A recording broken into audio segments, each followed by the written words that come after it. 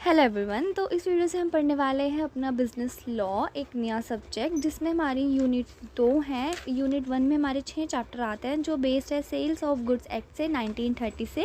Then जो हमारी unit 2 है उसमें हमारे 2 एक्ट आते हैं। जो हमारा फर्स्ट एक्ट है वो है the factories act 1948 and second है द इंडस्ट्रियल डिस्प्यूट एक्ट 1947। तो हम पहले यूनिट 1 कवर करेंगे जिसमें हमारे सेल ऑफ गुड्स एक्ट है। इसमें हमारे पूरे टोटल 6 चैप्टर बेस्ड है एक सीरीज़ वाइज। तो अभी 1 बाय 1 से स्टार्ट करते हैं। तो जिसका फर्स्ट चैप्टर है हमारा contract of sale of goods. तो अब इसको पढ़ने की कोशिश करते हैं कि ये क्या चैप्टर है, क्या इसके फीचर्स है और क्या क्या इसके इम्प्लीकेशंस है। तो contract of sales of good में हमें आपको तो पता ही लग गया होगा कि जब हम गुड्स को सेल करते हैं, मतलब जब हम गुड्स को बेचते हैं तो उसके भी कोई कॉन्ट्रैक्ट होते हैं। जैसे कि अभी मान लो जैसे कि आप किसी शॉप पर गए हो और जैसे कि आप किसी कॉस्मेटिक शॉप पे गए हो, आपसे वहाँ पे एक नेल पेंट की बॉटल जो है वो टूट गई, तो फिर जो सेलर होगा वो आपको बोलेगा कि अब आप इसके लायबल हो, आपको पे करना पड़ेगा क्योंकि आपसे टूटा। तो बट इन रियलिटी ऐसा नहीं होता। अकॉर्डिंग टू लॉ अगर कोई ये सिचुएशन होती है तो उसके लायबल हम नहीं होते, उसके लायबल जो होता है शॉप ओनर होता है। तो इसके कुछ एक्ट हैं, क्योंकि कभी कभी कोई गड़बड़ी हो जाती है कोई कॉन्ट्रैक्ट करने में कि मान लो हमने डिलीवर कर दिया वो बट वो उसे रिसीव नहीं हुआ है, तो उसका लायबल कौन होगा? सेलर नहीं होता है, वो बायर होता है। तो अभी वही प्रोसीजर पढ़ते हैं कि कौन किस लॉस का लायबल होता है। तो फर्स्ट पढ़ते हैं कि कॉन्ट्रैक्ट कैसे इनिशिएट होता है, कि कॉन्ट्रैक्ट कैसे होता है, किस तरीके से होता है, कौन कौन सी पार्टीज़ होती हैं। इसकी मीनिंग से स्टार्ट करते हैं। Contract of sale of goods. तो the sales of goods act came into force on 1 जुलाई 1930। जो हमारा कॉन्ट्रैक्ट है ये हमारा 1 जुलाई 1930 को आया था and it extend to the whole of India except the state of Jammu and Kashmir. ये हमारी पूरी इंडिया में इन्फोर्स होता है बट जम्मू एंड कश्मीर में ये इन्फोर्स नहीं होता। देन ये इंडिया में लॉ रेगुलेट करती है। Then sale is a typically bargain between the buyer and seller. देखो सेल क्या होती है? सेल एक बार्गेन होता है किसके बीच में? बायर एंड सेलर के बीच में। बायर कौन होता है? जो चीज़ों को खरीदता है। सेलर कौन होता है? जो चीज़ों को बेचता है। तो ये एक ऐसा बार्गेन कॉन्ट्रैक्ट है जिसमें जो बायर एंड सेलर है ये दोनों कॉन्ट्रैक्ट में आते हैं और एक एग्रीमेंट्स पे, टर्म्स एंड कंडीशन पे एग्री करते हैं कि हाँ मैं इस पॉइंट पे एग्री हूँ, आप मुझसे पैसे ले लो और मुझे अपनी चीज़ें दे दो। Then contract of sale of goods are subject to the general legal principle applicable to all contracts. ये सारे कॉन्ट्रैक्ट्स पे एप्लीकेबल होता है such as offer and acceptance. जो हमारा सेल ऑफ गुड कॉन्ट्रैक्ट है इसमें हमारे सारे लीगल प्रिंसिपल्स लगते हैं जो बाकी कॉन्ट्रैक्ट्स पे है। जैसे कि हमारा ऑफर एंड एक्सेप्टेंस कि आप किसी को ऑफर करोगे देन वो उसको एक्सेप्ट करेगा। Then second is the capacity of the parties की क्या कैपेसिटी है कि उनको लॉ ने डिस्करेज तो नहीं किया हुआ है या फिर वे माइनर तो नहीं है। And free and real consent ऐसे होते हैं कि आप किसी से ज़बरदस्ती तो नहीं कह रहे हो, मतलब कि मैं, मेरा जो बायर है, मतलब मेरे पास एक चीज़ है मुझे वो बेचनी है, तो मेरे से जो खरीदने वाला है मैं से ज़बरदस्ती तो नहीं बोल रही कि नहीं तो खरीद भाई तो खरीद, ऐसा नहीं होना चाहिए। वो एकदम नेचुरल कंसेंट होनी चाहिए। देन उसके बाद कंसिडरेशन कि मैं किसी को चीज़ें फ्री में नहीं दूँगी। अगर मैं किसी को चीज़ें फ्री में दूँगी तो वो गिफ्ट होता है, वो कोई कॉन्ट्रैक्ट नहीं होता है। एंड देन लीगैलिटी तो ऑफकोर्स होनी चाहिए, नहीं तो वो तो कॉन्ट्रैक्ट हमारा वॉइड हो जाएगा। देन सेकंड पढ़ते हैं फॉर्मेशन ऑफ अ कॉन्ट्रैक्ट की जो हमारा कॉन्ट्रैक्ट है वो फॉर्म कैसे होता है। सेक्शन 4 क्या कहता है सेल्स ऑफ गुड्स एक्ट का कि contract of sale of good is a contract whereby the seller transfer और agree to transfer the property in goods. जहाँ पे जो सेलर होता है वो एग्री करता है कि वो प्रॉपर्टी को ट्रांसफ़र करेगा and then to the buyer की बायर को ट्रांसफ़र करेगा for a money consideration called legal price. तो हमारा कॉन्ट्रैक्ट ऑफ सेल क्या है? ये एक ऐसा कॉन्ट्रैक्ट है जो सेक्शन 4 में ऐसे बोला गया है कि कॉन्ट्रैक्ट वही होगा जहाँ पर जो सेलर होता है वो ऑनरशिप ट्रांसफ़र करने के लिए एग्री करता है बायर को फॉर किसके लिए? एक मनी कंसिडरेशन के लिए बायर होना चाहिए एंड एग्री करना चाहिए ट्रांसफ़र करने के लिए। देन और अगर आप किसी को ऑनरशिप देते हो ना तो इन द सेंस कि आप उसको रिस्क भी दे रहे हो। Ownership and risk hand to hand जाता है, डिफरेंट नहीं जाता है। देन अब नेक्स्ट पढ़ते हैं type of a contract of sale की जो हमारा सेल ऑफ कॉन्ट्रैक्ट है ये कितने टाइप का होता है। ये 2 टाइप्स का होता है। एक होता है सेल जिसे एब्सोल्यूट सेल भी कहते हैं, सेकंड इज़ एग्रीमेंटिव सेल। तो मैं ओवरव्यू देती हूँ। जो सेल एंड एब्सोल्यूट सेल क्या होता है? ये होता है कि आप हैंड टू हैंड इमीडिएटली काम कर रहे हो। मैंने उसको इमीडिएटली पैकेट ऑफ राइस दिया, उसने मुझे इमीडिएटली पेमेंट कर दी। और एग्रीमेंटिव सेल क्या होता है कि मिल्क का, जैसे कि मुझे मनी एडवांस में रिसीव हो गया, बट एग्रीमेंट टू सेल में क्या होगा, मैं उसे जो मिल्क है उसके जो कंटेनर्स है वो every day in the evening भिजवाऊंगी। ऐसे होगा कि एग्रीमेंट टू सेल जो फ्यूचर कंसिडरेशन पे बेस्ड होगा एंड हमारा एब्सोल्यूट सेल क्या होगा, इमीडिएटली होगा। So according to section 4(3) of the sales of good act 1930 as under a contract of sale the property in the goods transfer from seller to the buyer, the contract is called sale, nothing left on the part of seller. कि यहाँ पे क्या होगा कि जो seller होगा उसके पास कुछ नहीं बचेगा, वो सारा बायर को दे देगा। उसके बाद एग्रीमेंट टू सेल में क्या होता है, conditional sale. The term is defined in section the sale of various the transfer of ownership in the goods take place in a future time, जो फ्यूचर टाइम पे बेस्ड होगा और subject to some conditions, और जिसकी कुछ conditions भी होगी जो आपको फुल करनी पड़ेगी तभी आपका एग्रीमेंट होगा। जैसे कि अगर गाय ठीक रही तभी वो आगे जाके कुछ प्रोड्यूस कर पाएगी जिसकी वजह से हम उसे देंगे। तो सेल क्या होता है, एब्सोल्यूट सेल जब आप प्रॉपर सेल कर रहे हो, एग्रीमेंट टू सेल जब आप कंडीशनल सेल या फिर फ्यूचर बेस्ड पे सेल हो रही है आपकी। देन अब पढ़ते हैं how agreement to sale become a sale. कि जो हमारा एग्रीमेंट टू सेल है, मतलब जो इन फ्यूचर हमारा जो होने वाला है वो एग्जैक्टली सेल कब होगा। मतलब एब्सोल्यूट सेल में तो ऐसे होगा कि अभी हैंड टू हैंड हो गई है, बट जो फ्यूचर वाला एग्रीमेंट टू सेल है वो कैसे होगा। तो इसकी फर्स्ट स्टेज क्या होती है, एग्रीमेंट टू सेल, कि this is a contract where the transfer of property ownership is good take place as a future time. ये फ्यूचर टाइम पे होगा जहाँ पे जो कंडीशंस होगी वो कुछ फुलफिल करनी पड़ेंगी। देन ऑनर और जो रिस्क है वो सेलर के पास जाएगा जब सेल कंप्लीट हो जाएगी। Then second is fulfilment of condition of arrival of time, की जो हमारी जो कंडीशन है वो फुलफिल हो जाएगी। So this is the trigger event, की जो हमारा जो इवेंट होगा उस इवेंट के पर्टिकुलर इवेंट के बाद like the future times arrives in the inspection stipulated in the agreement, full payment या फिर डिलीवरी इंस्पेक्शन या फिर कुछ भी ऐसा होगा कि जो फ्यूचर पे बेस्ड होगा। सेकंड स्टेज में हमारा ये होता है। देन थर्ड स्टेज में होता है कि ownership of good now transfer from seller to buyer. इसमें जो होगी ऑनरशिप जो है प्रॉपर ट्रांसफर ही हो जाएगी and the agreement to sale become a sale. यहाँ पे जो एग्रीमेंट टू सेल है वो हमारा सेल हो जाएगा। देन रिस्क ऑफ लॉस, और जो रिस्क ऑफ लॉस होगा वो बायर के पास चला जाएगा। तो इसकी 3 स्टेजेस होते हैं जो एग्रीमेंट टू सेल होता है, मतलब जो होने वाला सेलिंग प्रोसीजर होने वाला होता है वो कैसे होगा, इसकी 3 स्टेजेस होती हैं। तो फर्स्ट इज़ कि आप जब एग्रीमेंट कर रहे होते हो, जब साइन कर रहे होते हो। सेकंड, जब वो कंडीशन आपकी फुलफिल हो जाती है। थर्ड इज़ जब आपको एक्चुअली में वो चीज़ें दे देते हो। अब इसको एक एग्जांपल से पढ़ लेते हैं। जैसे कि फर्स्ट स्टेज में हमने क्या बोला था कि A agree to sell B 100 bags of rice to be delivered next month. तो यहाँ पे उन दोनों का एग्रीमेंट हुआ है। तो जब एग्रीमेंट होता है वो तो हमारी फर्स्ट स्टेज। देन उसके बाद सेकंड स्टेज क्या होता है, the agree time next month arrive and B is ready to receive the goods. तो अब नेक्स्ट मंथ आ गया, मतलब कि जो कंडीशन है वो फुलफिल हो गई है और उसका टाइम आ गया है। Then third stage is A delivers the good and ownership transfer. इसमें क्या होगा, जो ए ने गुड्स की डिलीवरी कर दी है और जो ऑनरशिप है वो ट्रांसफ़र हो गया है।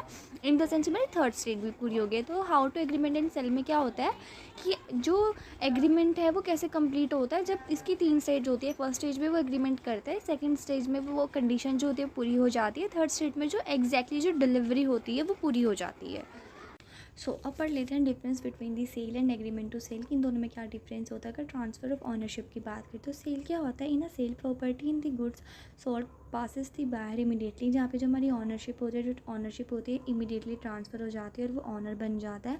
तो जो हमारा एग्रीमेंट टू सेल है इसमें क्या होता है, ownership passes the future date, इसमें आपको फ्यूचर डेट दी जाती है और आपको तब ऑनर बनाएंगे।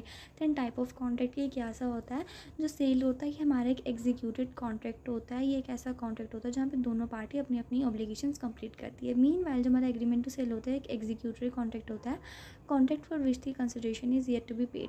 हमारा जो कंसिडरेशन है वो फ्यूचर में पेड होगा। Then third one is nature of contract, जो सेल होता है हमारा एक प्लस कन्वीनियंट है। जो हमारा एग्रीमेंट टू सेल है ये हमारा प्योर एंड सिंपल है। Then liability of a parties, अगर सेल की बात करें तो अगर the loss falls on the buyer, जो बायर होगा वहाँ पे हमारा लॉस आएगा। Even the goods are with the seller, अगर हमारी गुड्स सेलर के पास है तब भी।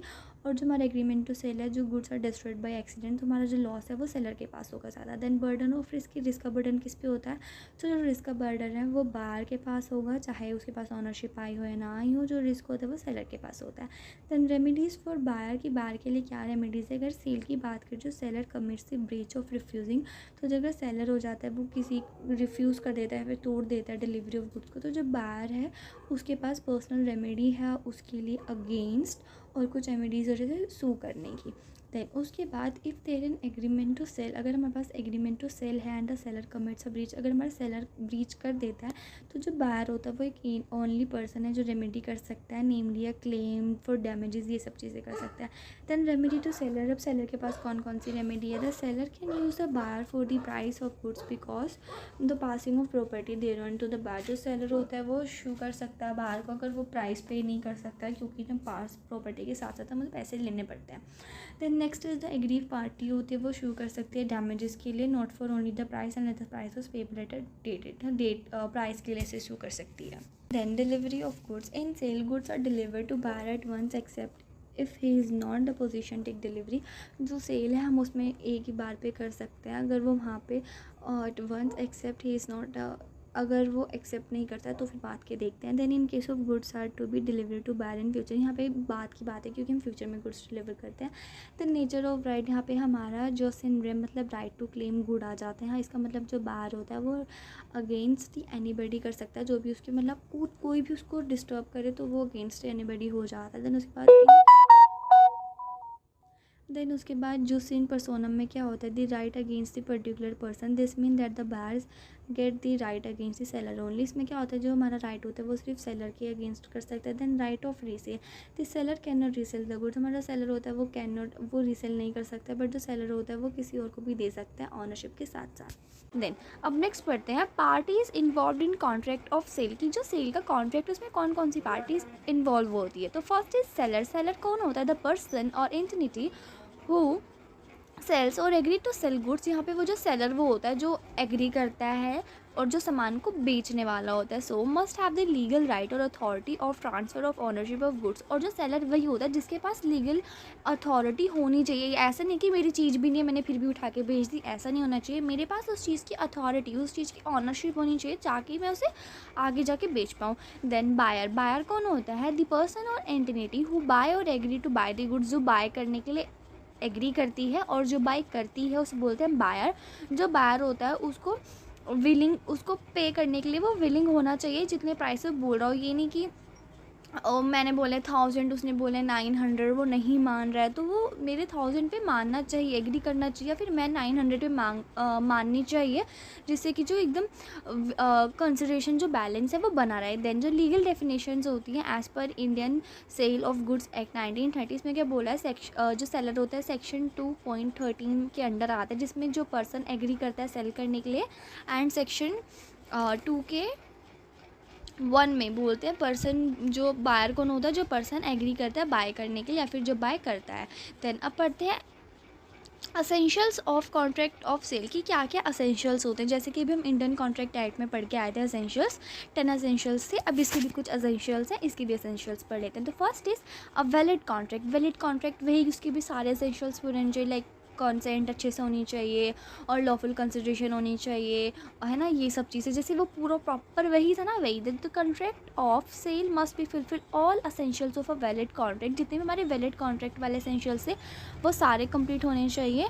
और जैसे कि उसमें ऑफर एंड एक्सेप्टेंस था कि उसको ऑफर करना चाहिए, उसको एक्सेप्ट करना चाहिए, लॉफुल कंसिडरेशन होना चाहिए, फ्री कंसेंट होनी चाहिए, पार्टीज़ में कॉम्पिटेंसी बनी रहनी चाहिए, और जो ऑब्जेक्ट है वो मस्ट भी लीगल और लॉफुल होना चाहिए। देन उसके बाद 2 पार्टीज़, मतलब कि जो सेलर एंड जो बायर है वो 2 पार्टीज़ होनी चाहिए। क्योंकि जो सेलर होगा जो अपनी जो ट्रांसफ़र करने के लिए एग्री कर जाता है ओनरशिप को वो, और बायर कौन होता है जो उसको बाय करने के लिए एग्री कर जाना चाहिए। 1 person can not sell goods to himself herself in auction, कि देखो कोई भी गुड्स अपने आप को सेल और बेच नहीं बाय नहीं कर सकता, बट एक कंडीशन होती है जब ऐसा कर सकते हैं, जैसे कि जो हमारा कोई पर्सन है वो हमारा इंसॉल्वेंट हो जाता है, तो जो इंसॉल्वेंट होता है वो उसके बाद कर सकता है अपने गुड को रीपरचेस, अदरवाइज़ वो नहीं कर सकता। देन उसके बाद गुड्स, अब गुड्स क्या होते हैं? The subject matter must be movable goods, जो हमारे जो गुड्स होते हैं आप जिसको सेल करने वाले हो वो मूवेबल गुड्स होनी चाहिए, जिसमें क्या क्या आती है, हमारी एग्जिस्टिंग गुड्स आ जाती हैं जो हमारे पास अभी हैं, फ्यूचर गुड्स जो हो जाएंगी,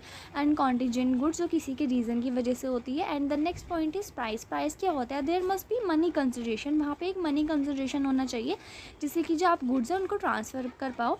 अ sale can not be made in exchange of other goods that would be a barter not sale. अच्छा देखो, जो प्राइस होगा, अगर आप किसी से कुछ खरीद रहे हो तो आपको उसका एक्सचेंज में प्राइस करना पड़ेगा। अगर आप गुड्स के बदले गुड्स एक्सचेंज कर रहे हो तो वो बार्टर सिस्टम होता है, कोई सेल का कॉन्ट्रैक्ट नहीं होता है। बार्टर सिस्टम में क्या होता था, a good is exchange for another good, जिसमें हम गुड्स के बदले गुड्स लेते थे। तो ऐसा नहीं होना चाहिए। अगर आपको कॉन्ट्रैक्ट ऑफ सेल करना है तो वहाँ पर आपको प्राइस तो पे करना ही पड़ेगा। देन अब उसके बाद नेक्स्ट कंडीशंस पर लेते हैं। अब पढ़ते हैं fifth, that is transfer of property in goods. The contract must be contemplated transfer of ownership property in goods from seller to buyer either immediately. जो हमारी जो ट्रांसफ़र ऑफ गुड्स है, तो आपको उसको गुड्स पे ट्रांसफ़र करनी आनी चाहिए। तो आप ये आइदर मतलब कि या तो आप उसको अभी कर दो या फिर आप फ्यूचर कंडीशन से भी उनको सेल कर सकते हो। देन जो सिक्स पॉइंट है वो क्या है, बायलेटरल कॉन्ट्रैक्ट, मतलब कि वो दोनों साइड से होना चाहिए। A sale is bilateral contract involving mutual obligation, जहाँ पे आपकी म्यूचुअल ऑब्लिगेशन होनी चाहिए, किसी का वन मैन डिसीजन नहीं होना चाहिए। Then the seller must deliver the goods and the buyer must pay the price. जो सेलर होता है उसको गुड्स ऐसे भेजनी ज़्यादा ज़रूरी होती है, और जो बायर होता है उसको उसको पे करना इंपॉर्टेंट होता है। देन फॉर्म ऑफ कॉन्ट्रैक्ट, जो कॉन्ट्रैक्ट ऑफ सेल है, a contract of a sale can be oral, written और इम्प्लाइड बाय कॉन्ट्रैक्ट। जो हमारा फॉर्म ऑफ कॉन्ट्रैक्ट है, कॉन्ट्रैक्ट तभी कॉन्ट्रैक्ट होगा अगर वो कहीं पे लिखा जा रहा है, बोला जा रहा है, या फिर किसी का इम्प्लाइड है। इसके लिए कोई स्पेसिफिक चीज़ें नहीं होती जो लॉ ने ऐसे बोली है, बट आपको ये नेचुरली चीज़ें करनी चाहिए। तो हमारा जो सेल ऑफ कॉन्ट्रैक्ट है ये कैसे होगा, इसके लिए हमें 7 स्टेप्स लेने पड़ते हैं। फर्स्ट इज़ वो एक वेलिड कॉन्ट्रैक्ट होना चाहिए। सेकंड, उसमें 2 पार्टीज होनी चाहिए। थर्ड, उसमें गुड्स होनी चाहिए। फोर्थ, इसमें कि वो प्राइस पे पेबल होनी चाहिए। देन फिफ्थ इज़ उसकी जो प्रॉपर्टी है वो ट्रांसफ़र होनी चाहिए। देन सिक्स्थ इज़ बायलेटरल, मतलब कि 2 पार्टीज़ होनी चाहिए। उसके बाद फॉर्म ऑफ कॉन्ट्रैक्ट कि वो ओरल या रिटर्न कहीं पे होना चाहिए। अब पढ़ते हैं sale distinguish from other similar contracts की। जो सेल है और जो उसके अदर कॉन्ट्रैक्ट्स हैं उनमें क्या क्या डिफरेंसेस हैं। तो मतलब जैसे सेल है, सेल में क्या होता है कि हम अपनी गुड्स जो होते हैं सामने वाले को दे रहे होते हैं कंसिडरेशन ऑफ प्राइस की, मतलब प्राइस के बदले में दे रहे होते हैं। तो अदर कॉन्ट्रैक्ट्स कैसे होते हैं, जब हम किसी को गुड्स दे रहे होते हैं वो सिर्फ पैसों के बदले भी नहीं दे रहे होते, कभी कभी बहुत सारी चीज़ें, जैसे किसी को रेंट पे दे दी, कुछ हो गया, तो यहाँ पर हम उन्हीं के बेसिस पे पढ़ेंगे। तो पहला क्या है हमारा, sale and hire purchase agreement. Hire purchase agreement जो है ये एक एक्ट है जो 1972 में भी है। तो इसमें क्या होता है, in sale ownership of good transfer immediately from the seller to buyer upon the completion of the contract. जैसे हमारा कॉन्ट्रैक्ट पूरा होता है, जो हमारी ऑनरशिप होती है वो इमीडिएटली ट्रांसफ़र हो जाती है सेलर से बायर को, ठीक है। देन उसके बाद the buyer become the owner outright and is liable to pay the price. और जो ऑनर होता है, जो बाहर हो जाता है, जो ऑनर बन जाता है, वो लाइबल होता है अपने प्राइस को पे करने के लिए। इन कंट्रास्ट जो हमारा हायर परचेज एग्रीमेंट होता है, इसमें क्या होता है, हम यहाँ पर पोजीशन देते हैं इमीडिएटली, हम ऑनरशिप नहीं ट्रांसफ़र करते। हायर परचेज एग्रीमेंट में ऐसे होता है कि मैंने उसे कुछ चीज़ें दी हैं और वो मुझे इंस्टॉलमेंट पे करेगा, बट जब वो मुझे इंस्टॉलमेंट पे करेगा एट द एंड मैं उसको ऑफ़र करूँगी कि आप ऑनरशिप भी ले सकते हो। बट अभी हम क्या कर रहे हैं, हायर परचेज एग्रीमेंट में हम सिर्फ उसे पोजीशन दे रहे होते हैं, ऑनरशिप नहीं दे रहे होते हैं। पेमेंट के बाद हम उसे दे सकते हैं, ऐसे चांस देंगे। Until then the hirer is merely या बेली, नहीं तो वो बेली के लिए काम करता है क्योंकि उसे गुड्स को रिटर्न करनी पड़ती है। देन इन केस डिफ़ॉल्ट, अगर डिफ़ॉल्ट निकल जाता है, the seller in the sale can use you for price. अगर वो डिफ़ॉल्ट निकल जाता है तो जो हमारा सेलर है वो उसे प्राइस के लिए शो कर सकता है। देन उसके बाद whereas in hire purchase agreement the owner can responses the good. तो हाँ, जैसे कि सेल है, सेल में अगर वो प्राइस पे नहीं कर रहा होता है तो हम उसे शो कर सकते हैं, बट जो हमारा हायर परचेज एग्रीमेंट है अपनी चीज़ें वापस ले सकते हैं क्योंकि हमने उसे ऑनरशिप नहीं दी होती, सिर्फ उसे पोसेसन दिया होता है। सो अब पढ़ते हैं distinction between a sale and hire purchase agreement. So meaning की बात करें तो सेल एक ऐसा कॉन्ट्रैक्ट है जहाँ पर हम गुड्स की प्रॉपर्टी को ट्रांसफ़र करते हैं प्राइस के बेसिस पे। और हायर परचेज एग्रीमेंट क्या है, हायर परचेज एग्रीमेंट ये एक बेसिकली एक ऐसा कॉन्ट्रैक्ट है जहाँ पे हम हायर करते हैं, बट इन एडिशन में हम उनको एक ऑप्शन भी दे देते हैं गुड को परचेज़ करने का उसकी हायरिंग पीरियड के एंड में, जो इसका मतलब कि जो फाइनल पेमेंट होती है उसमें जो है वो उसको एकदम परचेज़ कर सकता है। द नेचर ऑफ कॉन्ट्रैक्ट, ये एक एग्जीक्यूटेड कॉन्ट्रैक्ट है क्योंकि इसमें ट्रांसफ़र ऑनरशिप ट्रांसफ़र हो जाती है। एंड देन जो हायर परचेज एग्रीमेंट है ये एग्जीक्यूटरी है क्योंकि एक एग्रीमेंट हो सेल है। देन ट्रांसफ़र ऑफ ऑनरशिप, अगर ऑनरशिप जो है वो ट्रांसफ़र इमीडिएटली की जाती है और यहाँ पे ऑनरशिप जो है वो हायर बेस पे की जाती है। देन ट्रांसफ़र ऑफ पोजीशन, इसमें position need to be transfer यहाँ पे ज़रूरत होती है और यहाँ पे नीड नॉट भी, हाँ यहाँ पे ज़रूरत नहीं होती है और इधर ज़रूरत होती है। Then termination of the contract, the buyer in case of can not terminate, जो बायर होता है वो उसे टर्मिनेट नहीं कर सकता in case the can not terminate as such bound to pay the price, क्योंकि उसे प्राइस पे करना ही पड़ेगा, तो वो टर्मिनेट नहीं कर सकता। और हायर परचेज में टर्मिनेट कर सकता है उसे ख़रीदने से पहले कि नहीं मुझे नहीं ख़रीदना। एंड अब next one that is insolvency of buyer, अगर बायर इंसॉल्वेंस हो जाता है तो the buyer in the case can not terminate, वो टर्मिनेट नहीं कर सकता क्योंकि उसे पे करना ही पड़ता है। देन जो हायर परचेज एग्रीमेंट है, अगर यहाँ पे the owner is not any risk because if the hirer does not pay instalment the seller has right to take back, अगर वो बायर जो होगा वो उसे पेमेंट नहीं करेगा तो अपनी परचेज वापस ले सकता है। देन उसके बाद implied condition and warranties, a sale is a subject to what implied condition और वारंटीज़, यहाँ पे कंडीशंस एंड वारंटीज़ अप्लाई होती है। जो हायर परचेज एग्रीमेंट है यहाँ पर कोई वारंटीज़ एंड कोई कंडीशंस नहीं होती, यहाँ पे हम अगले चैप्टर में पढ़ने वाले हैं क्या होते हैं।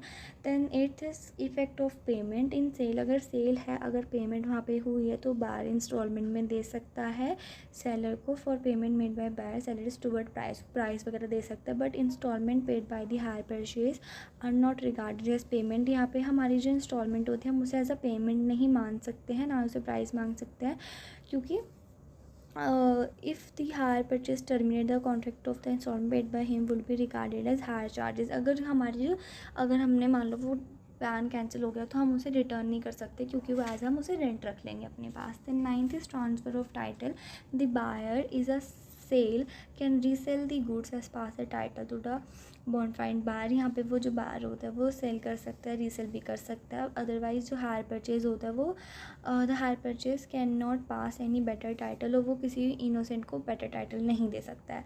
Then resale, the buyer in sale can resell, जो बायर होता है वो रीसेल कर सकता है, हायर परचेज में वो उसे रीसेल नहीं कर सकता है। Then risk of loss in case of sale, the risk of loss is buyer, यहाँ पे बायर के पास होता है रिस्क, जो हायर परचेज एग्रीमेंट होता है यहाँ पे विद द ऑनर, यहाँ पे ऑनर के पास होता है। And the hirer will be absolved, यहाँ पे बस हायर के पास सिर्फ एक रिस्पॉन्सिबिलिटी होती है। Position of the party, the position of the buyer is that the party owner of the goods, यहाँ पे position of party, the position of the buyer, position of the party, the position of the buyer is that of the owner of good, जो position होती है buyer की वहाँ पे वो as a honour होती है, और जो पोजीशन होती है जो हायर की वो एज अ बेली होती है।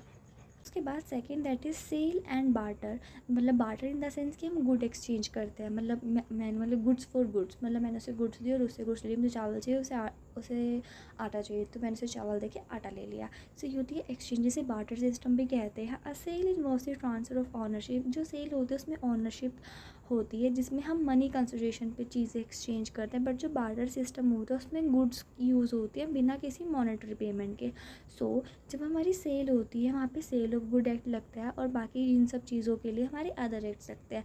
सो next one is the sale and bailment, की सेल एंड बेलमेंट क्या होता है। In sale ownership and possession of good are transfer to the buyer, अगर हमारी सेल की बात करें जो ऑनरशिप और पोजीशन हम गुड्स बायर को ट्रांसफ़र कर देते हैं, उसके पास कोई ऑब्लिगेशन नहीं होती उसे रिटर्न करने की। पर जो हमारा बेलमेंट है यहाँ पर हम उसे पोजीशन देते हैं और उसे ऑनरशिप नहीं देते हैं। जो बेली होता है उसको गुड्स को रिटर्न करना पड़ता है जब उसका काम पूरा हो जाए, जैसे कि उसने किसी चीज़ के लिए ली थी, रिपेयर, सेफ कीपिंग, कुछ भी उसने जैसे नेकलेस वगैरह लिया था तो उसे उसके यूज़ के बाद मुझे वो वापस करनी पड़ेगी। There of sale results in permanent transfer, जो सेल होती है उसमें परमानेंट ट्रांसफ़र हो जाता है, बल्कि जो बेलमेंट होता है वो हमारा टेम्प्रेरी होता है। सो अब पड़ता है difference between the sale and bailment. So transfer of property and possession, इसमें क्या होता है, in sale property in the goods is transfer from seller to buyer, इसमें हमारी जो प्रॉपर्टी है वो सेलर से बायर को होती है। जो ट्रांसफ़र डील विद गुड्स, और गुड्स के साथ ट्रांसफ़र होता है। मीनवाइल जो बेलमेंट होता है इसे ट्रांजेक्शन्स होते हैं जहाँ पे डिलीवर होती है बेलर को,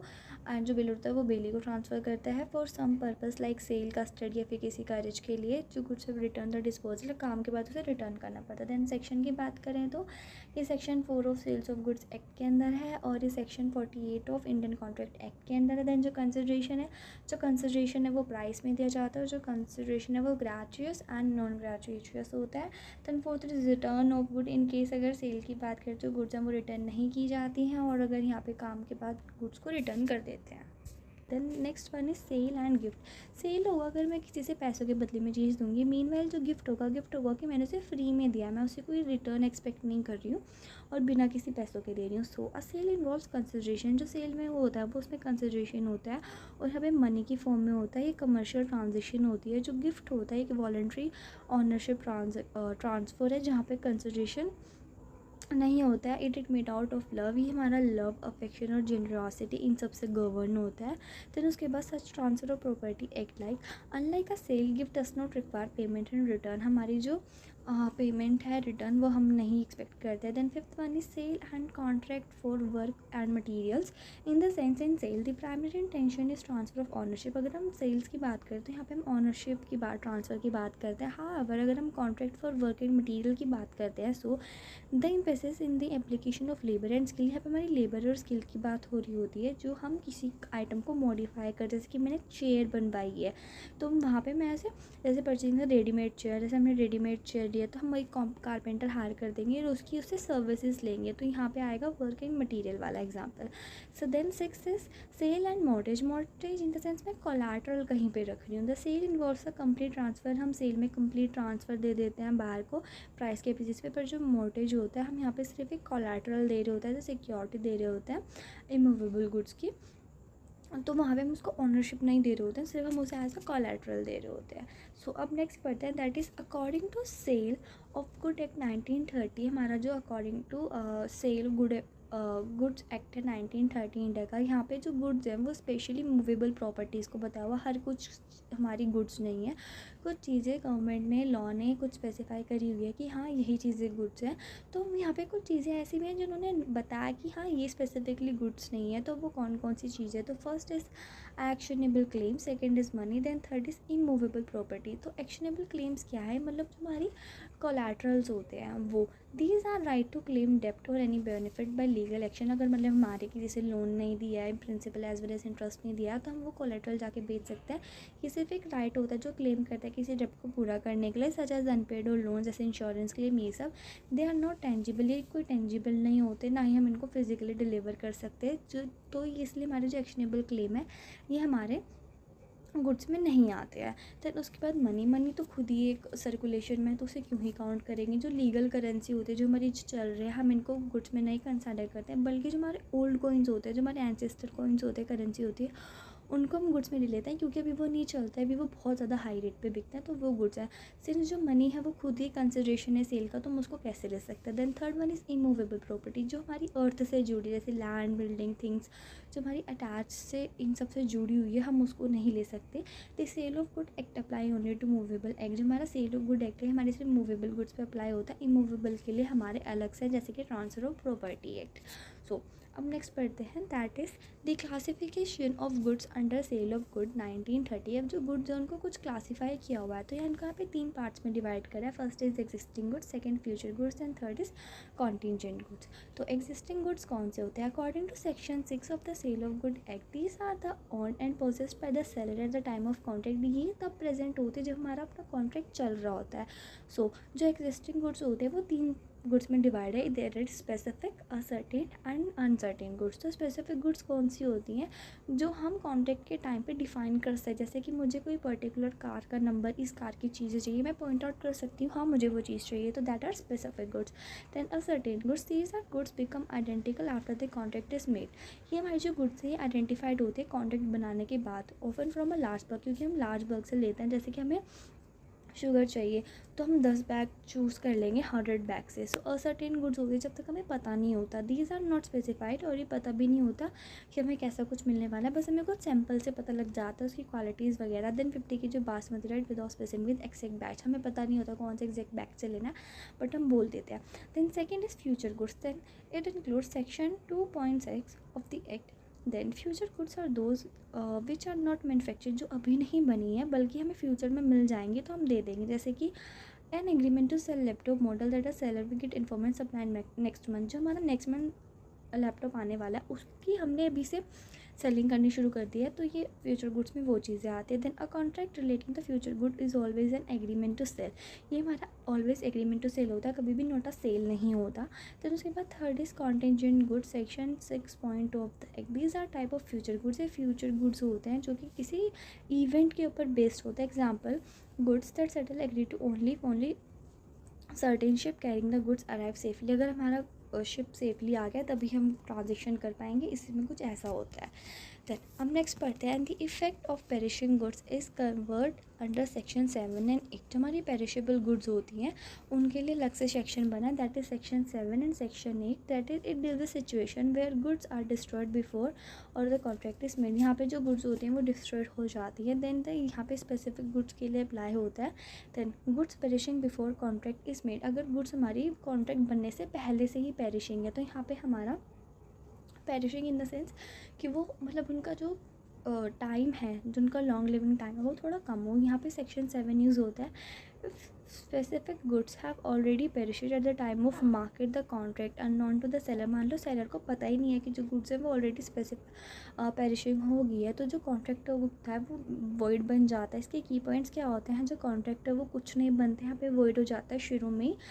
एग्जाम्पल ले लेते हैं, अगर ए ने बी को प्रॉमिस करा कि वो उसको हॉर्स देगा, तो जो हॉर्स है वो ऑलरेडी मर चुका है, दोनों में से किसी को नहीं पता है, तो यहाँ पे जो कॉन्ट्रैक्ट होगा वो वॉइड हो जाएगा, मतलब जो गुड है वो पेरिशिंग हो गया कॉन्ट्रैक्ट बनने से पहले। Then second is good perishing after the agreement to sell but before sale is effected. यहाँ पे हमारा सेल तो एग्रीमेंट के बाद हुआ है बट सेल इफेक्ट होने से पहले। तो सेक्शन 8 क्या कहता है, if specific goods perish after the agreement to sell but before the sale is completed. हमने सेल करने का सोच लिया बट अभी प्रॉपर सेल हुई नहीं है, and without fault of any party, किसी पार्टी का कोई फॉल्ट नहीं है, द एग्रीमेंट बिकम वॉइड, यहाँ पे जो एग्रीमेंट होगा वो भी वॉइड हो जाएगा। देन कीवर्ड्स क्या होते हैं इसके, दी कॉन्ट्रैक्ट इज़ ऑटोमेटिकली डिस्चार्ज, जो कॉन्ट्रैक्ट होगा वो ऑटोमेटिक डिस्चार्ज हो जाएगा, कोई पार्टी उसका लाइबल नहीं होगा। Example, A agree to sell B a specific painting, A ने एग्री करा बी को कि मैं आपको स्पेसिफिक पेंटिंग दूंगा, पर ट्रांसफ़र करने से ऑनरशिप पहले से किसी का फॉल्ट हो गया और जो पेंटिंग है वो डिस्ट्रॉयड हो गई फायर में, तो यहाँ पे जो सेल है वो वॉइड बन जाएगी और किसी के ऊपर कोई भी लाइबल नहीं होगा। Then these rule ensure fairness by preventing liability when goods are destroyed with fault and with essential contracts. यहाँ पे आपको फेयरनेस मिलती है प्रॉपर, किसी के ऊपर कोई बर्डन नहीं डलता।